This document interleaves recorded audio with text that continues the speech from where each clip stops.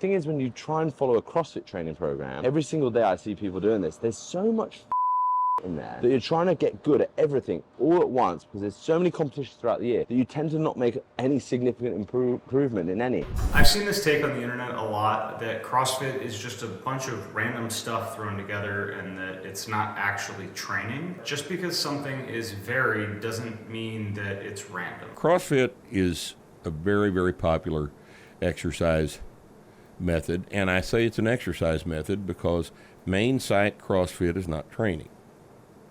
Main site CrossFit is extremely vigorous, high-intensity exercising. This video is of Mark Rippetoe, who wrote the book Starting Strength. I think a lot of people hear things like this and choose to hear what they want to hear. When he says main site, he's talking about CrossFit.com. Main site CrossFit is very different than what happens in the actual affiliates, but that is for another video that's in the works. Because it is not programmed. It is intentionally kept random, because the thinking is that random is better. So I think this calls into question more what he means not programmed. I think what he's trying to say is that it's not traditional periodization. So it's not following like a linear progression. Another training methodology that relies on a seemingly random selection of exercises is the conjugate system. We rotate and we have no plan. Like tomorrow morning, I have no idea what I'm going to be doing. I get in Columbus. Because strength's measured in time, not weight. A struggle's a struggle. If I have to fight you, and you beat me up, it's no different. I had to fight her and she beat me up. Oh, I know I got beat up twice. Westside Barbell and Louis Simmons was known in his time for creating some of the best powerlifters out there. While they were focused on strength training in powerlifting, so squat, bench, and deadlift, the variance in the program came from constantly changing the type of barbells that they were using and the way that the lifts were performed, like bands, chains, pressing from pads. Just because a program relies on a conjugate or constantly varied series of exercises doesn't mean that there isn't a plan, and it doesn't mean that there isn't a structure to the program. Random is better only if you do not know specifically what physiologic adaptation you want to try to achieve.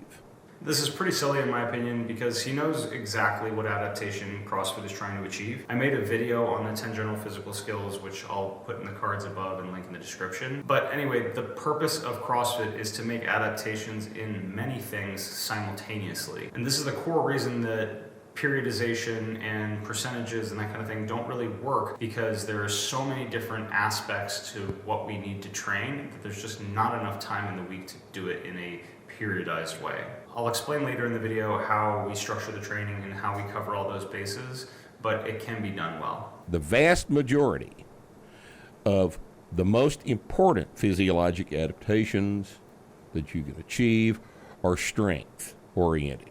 Strength training is the best adaptation. This is from the perspective of someone who spent their whole life focused on strength training and developing the principles of strength training. Obviously that is, what he feels is the most important. But that is like saying that chocolate is the best flavor of ice cream.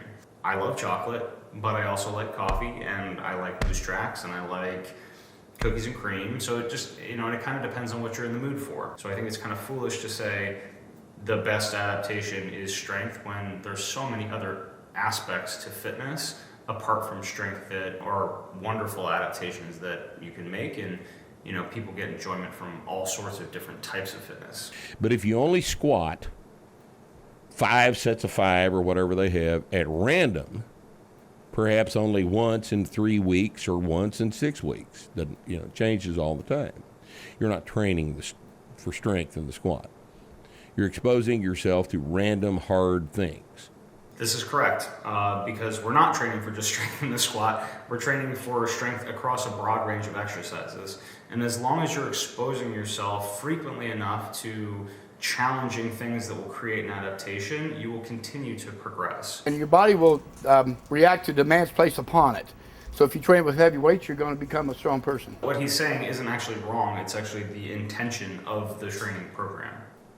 And if those random hard things are also skill dependent, like snatches, like 30 snatches with 60 kilos for time, that depend on you being able to snatch the thing correctly, then you're going to have to be strong enough to snatch it that many times, and you're going to have to be good enough at snatching it to do it 30 times without hurting yourself.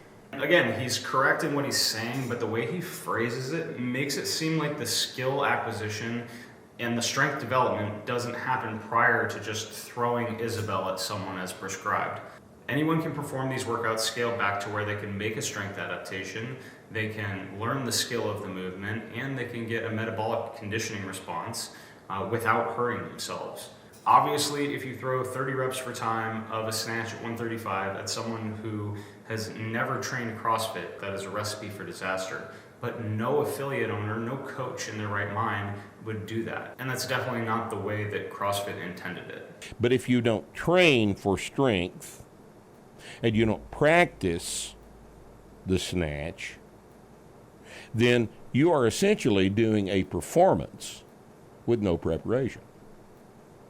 And this is a problem. CrossFit training is the preparation to get you strong enough, fit enough, skilled enough to be able to complete these workouts at the prescribed level. It takes a good 6 months to a year, depending on who you are and how much attention you're putting into your training, to get to a point where you can complete all the workouts as prescribed. It's not something that is intended that you walk in on day one, here's the weight on the board, and that's what you should be doing. There's a big difference between someone doing a CrossFit benchmark workout and using CrossFit as a training methodology, and then over time being able to complete a benchmark test as prescribed. CrossFit as a whole, I've been critical of for years. I was involved with CrossFit from 2006 until the last month of 2009. I know what goes on at CrossFit, and Greg Glassman and I are still friends, but I disagree with their training methods. You can literally see tens of thousands of examples of CrossFitters that have amassed an incredible amount of strength and skill and gymnastic ability and metabolic conditioning all simultaneously. You can see this at the CrossFit Games in the highest level, and sure, that's the tip of the spear, but you can also see it every day in the affiliate when people are making all these adaptations simultaneously. And it's not something that is really debatable at this point, because there's over a decade of proof from affiliates and athletes all over the world that use this style of training to do exactly what he's saying. CrossFit on the whole, though, I think has been one of the best things that's ever happened to the exercise industry, especially the end of it that we occupy, because CrossFit has put more barbells in more people's hands than anything in the history of the human race. There is no doubt that CrossFit has benefited both Olympic weightlifting and barbell training. Whether you like what we do or whether you think it's stupid, CrossFit has changed tens of thousands of people's lives and has impacted people in so many positive ways. Weightlifting coaches, especially on the internet, like to bash CrossFitters because we're not doing their lifts properly according to them. And this to me is just really gatekeepy. And many of these weightlifters or weightlifting coaches were exposed to the barbell through CrossFit, or they're currently coaches and training their athletes out of a CrossFit facility. I think it's really a poor take to bash something that has had a positive impact on growing the sport of weightlifting and the sport of gymnastics. CrossFit training programs are meant to be varied, not random. Some exercises get selected more frequently than others based on their importance in developing adaptations. The majority of CrossFit training is comprised of couplets and triplets, so 2 or 3 movements that are 7 to 15 minutes long. There are obviously workouts with 10 movements in them.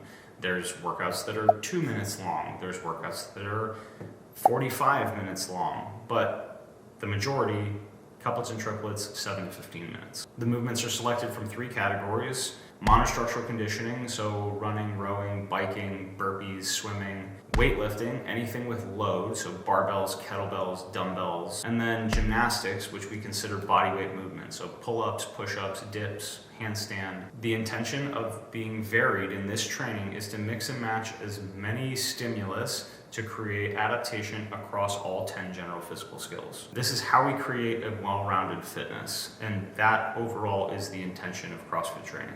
Let me know in the comments below, do you agree or disagree? Do you think that CrossFit is hurting or helping these other methodologies that they are borrowing from? Press the like button if you enjoyed the video, and I'll see you soon.